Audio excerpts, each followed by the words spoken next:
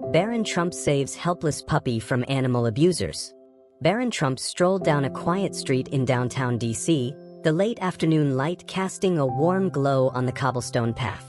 He had just left a small bookstore, his newly purchased novel tucked under his arm. The air was crisp, carrying the distant hum of city life. Lost in thought, he turned the corner and stumbled upon a commotion. A small crowd had gathered near a narrow alley. Barron's curiosity piqued as he heard raised voices, angry and filled with cruel intent. His eyes narrowed when he caught sight of two rough-looking men standing over a trembling puppy. The tiny dog, barely a few months old, cowered against the cold wall, its soft whimpers barely audible over the harsh laughter of its tormentors. Without a second thought, Barron stepped closer. "Hey, what do you think you're doing?" His voice, calm but commanding, cut through the noise. The men turned to face him, their expressions shifting from smug to defensive. One of them, a burly figure with a tattered jacket, sneered. "What's it to you, kid? Stay out of it." Barron remained undeterred. "That puppy doesn't belong to you. Let it go." The second man, lankier but equally intimidating, took a step forward. "And if we don't? What are you gonna do about it?" The crowd grew tense, some onlookers exchanging uneasy glances, but none daring to intervene. Barron squared his shoulders, his eyes unwavering. "You don't want to find out." For a moment, the air seemed to crackle with tension. The men exchanged a glance, realizing the determination in Barron's voice wasn't to be underestimated. With a final scoff, the burly man muttered, "Not worth it," and they turned to leave. Barron knelt beside the trembling puppy, his heart aching at its frightened state. He gently scooped the tiny creature into his arms, cradling it close. "You're safe now," he whispered, stroking its soft fur. The crowd began to disperse, some people nodding in approval, others too ashamed to meet his eyes.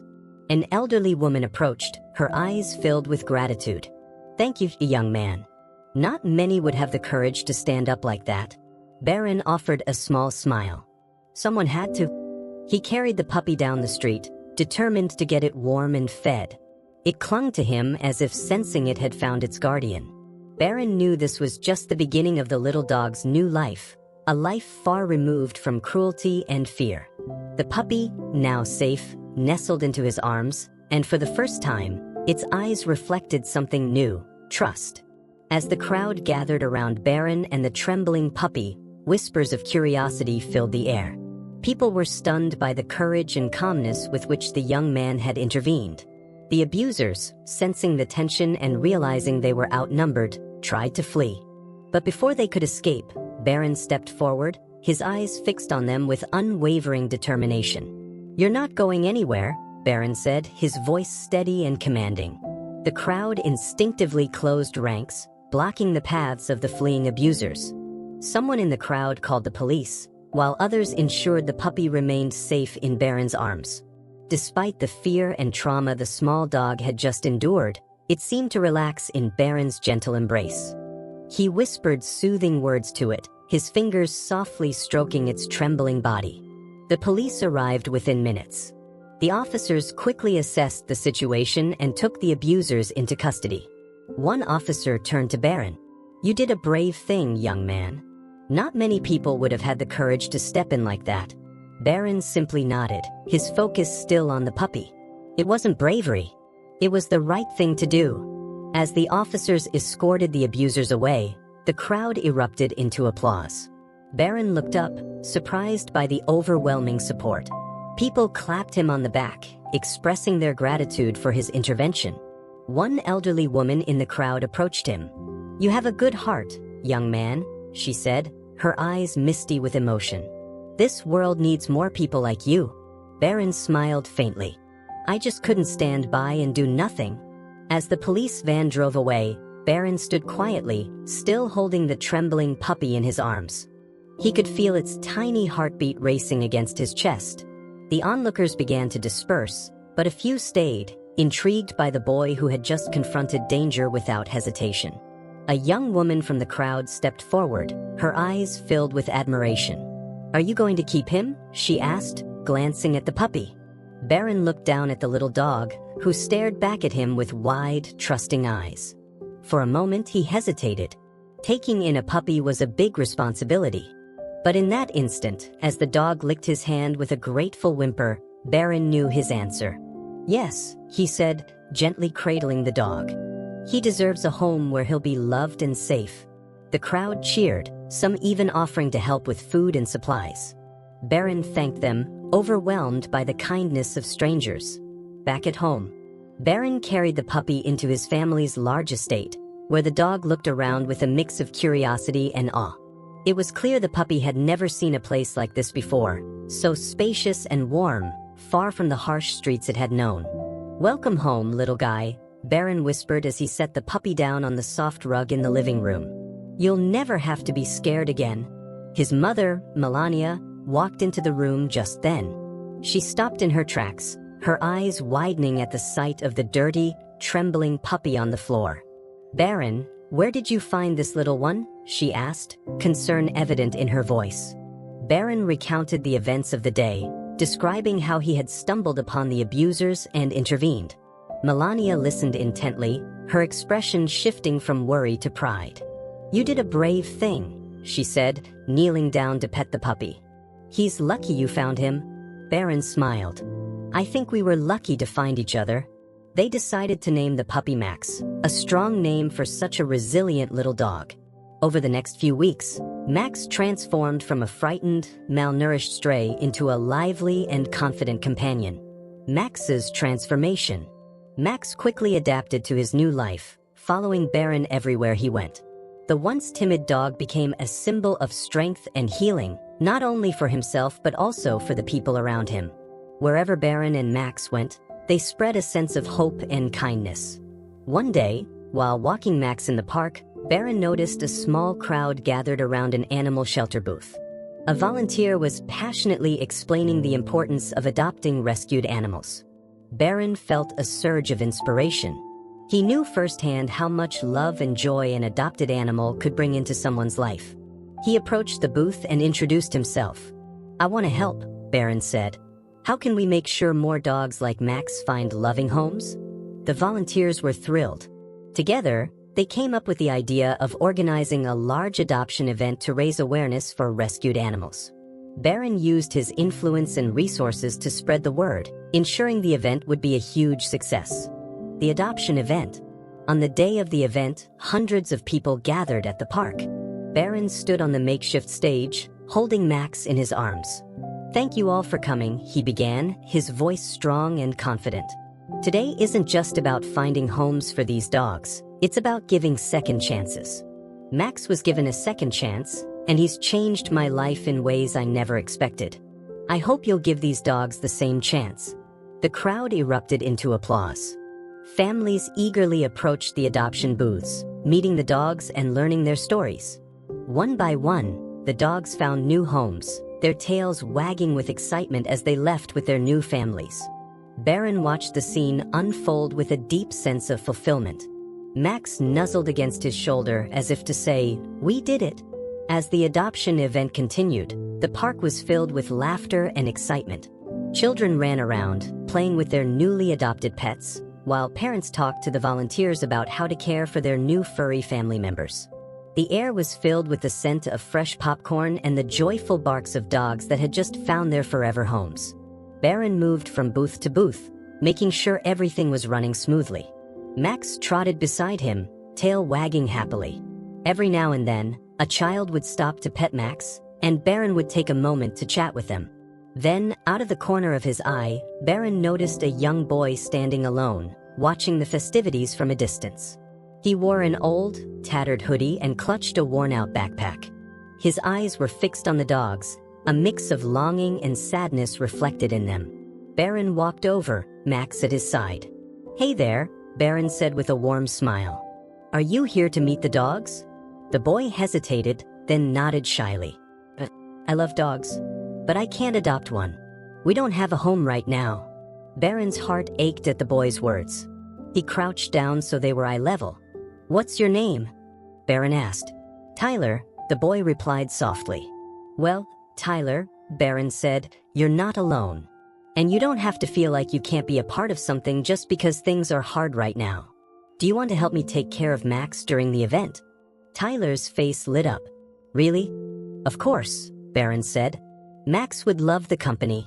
Throughout the afternoon, Tyler stayed by Barron's side, helping him feed and play with Max. For the first time in a long while, Tyler felt like he belonged. The two of them shared stories and laughs, and by the end of the event, it was as if they had known each other forever. As the sun began to set, Barron knew he couldn't just let Tyler walk away without doing something to help him.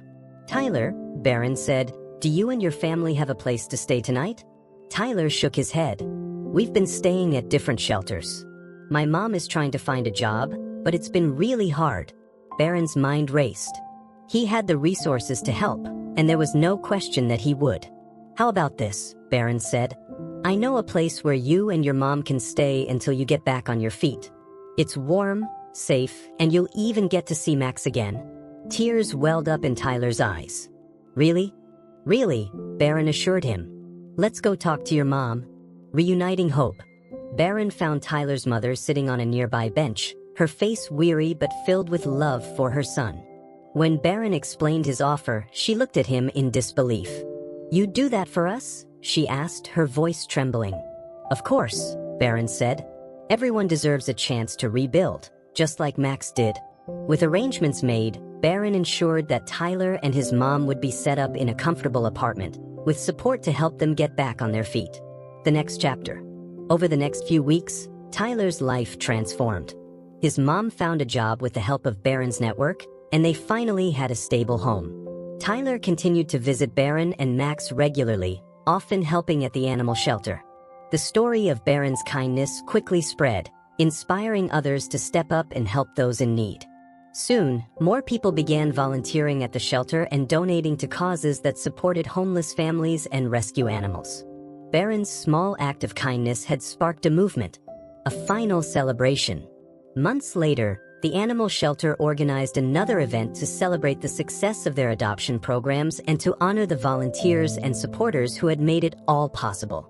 Barron stood on stage once again, holding Max. Tyler stood beside him, beaming with pride. "Today is proof that no act of kindness is too small," Barron said to the crowd. "Whether it's rescuing a dog or helping a family in need, we all have the power to change lives. Thank you for being part of this journey." The crowd erupted into applause, and Barron felt a deep sense of fulfillment. Max barked happily, as if joining in the celebration.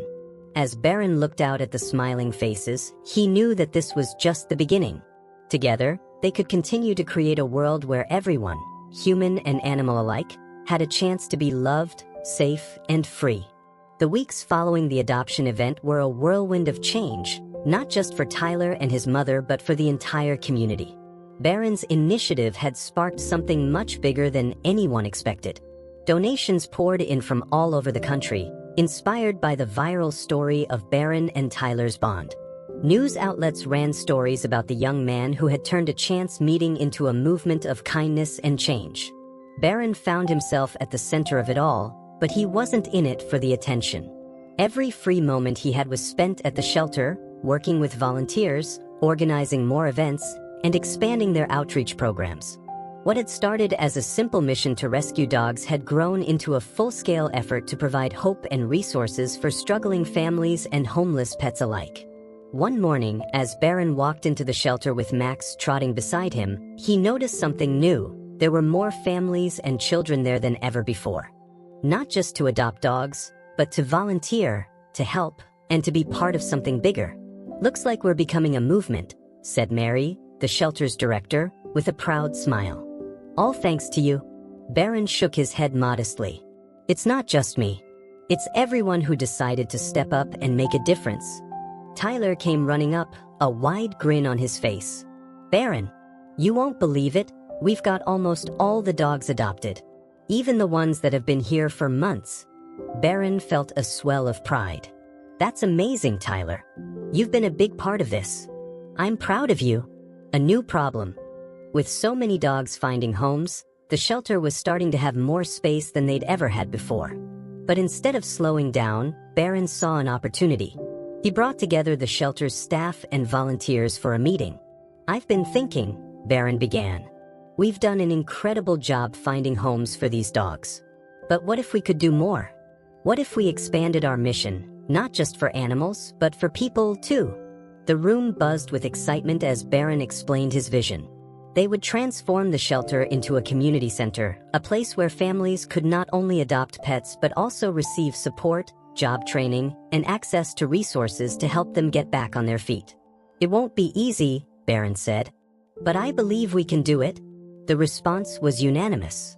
Everyone was on board, building the future. Over the next few months, the transformation began. The shelter was renovated to include classrooms, a computer lab, and a small food pantry. Local businesses and charities partnered with Barron's initiative, donating supplies and services. Volunteer teachers offered classes on everything from basic computer skills to financial literacy. Tyler and his mom became two of the first participants in the new program. His mom enrolled in job training classes, while Tyler helped with the computer lab, teaching others what he had learned. One evening, as Barron walked through the newly renovated center, he couldn't help but feel a deep sense of gratitude. What had started as a simple act of kindness had grown into something far bigger than he'd ever imagined. A surprise visit. Just when Barron thought things couldn't get any better, he received a call from a familiar voice, his father, Donald Trump. "Barron, I've been following everything you've been doing," his father said. "I'm proud of you, son. I want to come see it for myself." A week later, Donald Trump arrived at the center, surrounded by media and security. But Barron wasn't interested in the spectacle. He was just excited to show his father what they had built. As they walked through the center, Donald listened intently, asking questions and nodding in approval. He stopped to talk to Tyler and his mom, who shared their story and how the center had changed their lives. "You've done something truly incredible here," Donald said, turning to Barron. "You've made a real difference in people's lives. And that's more powerful than anything else." An unforgettable announcement. That evening, as the community gathered for a special celebration, Donald stood beside Barron on stage. "I'm honored to be here tonight," Donald said. "What my son has done is nothing short of extraordinary. And I'm proud to announce that I'll be supporting this center with a significant donation to help expand its programs and reach even more people." The crowd erupted into applause. Barron looked at his father, overwhelmed with gratitude. "Thank you," he said softly. "But the real heroes are the people here, the volunteers, the families, and everyone who believed in this dream. The future beckons." In the months that followed, the center grew beyond anyone's wildest dreams. New locations opened in neighboring cities, each one dedicated to providing hope and support to both animals and people in need. Barron became a well-known figure in the community, not because of his name or background, but because of his heart and his commitment to making the world a better place. One evening, as Barron stood on the balcony of the center, watching the sun set over the city, Tyler walked up beside him. "Barron," Tyler said, "I just want to say thank you for everything." Barron smiled. "You don't have to thank me, Tyler. We did this together." As they stood there, Max barked playfully at their feet, and Barron knew that this was just the beginning. The future was bright, and together, they would continue to change lives, one act of kindness at a time. The center had become more than just a shelter or a place for struggling families. It had transformed into a symbol of hope for the entire city. Every day, new faces showed up at the doors, seeking help, ready to volunteer, or eager to join the growing movement of kindness and change. The story of Barron's dedication had spread far beyond the city limits. Social media buzzed with updates about the lives that had been changed, and more prominent figures began to take notice. Among those visiting the center was a famous philanthropist, Ms. Eleanor Grant. Known for her involvement in humanitarian efforts around the world, Eleanor had come to witness the work firsthand. "This place is truly remarkable," Eleanor told Barron during her visit. "What you've done here is something I haven't seen in a long time, a real, grassroots movement that changes lives. I want to be part of this." Eleanor offered not only a significant donation but also pledged to partner with the center in expanding their reach to more cities across the country. A new mission. With Eleanor's support, the possibilities seemed endless. Barron sat down with Mary and the other volunteers to map out the next phase of their journey. "We focused on giving people tools to rebuild their lives," Barron began. "But I think we can do more. We should start offering temporary housing for families in crisis.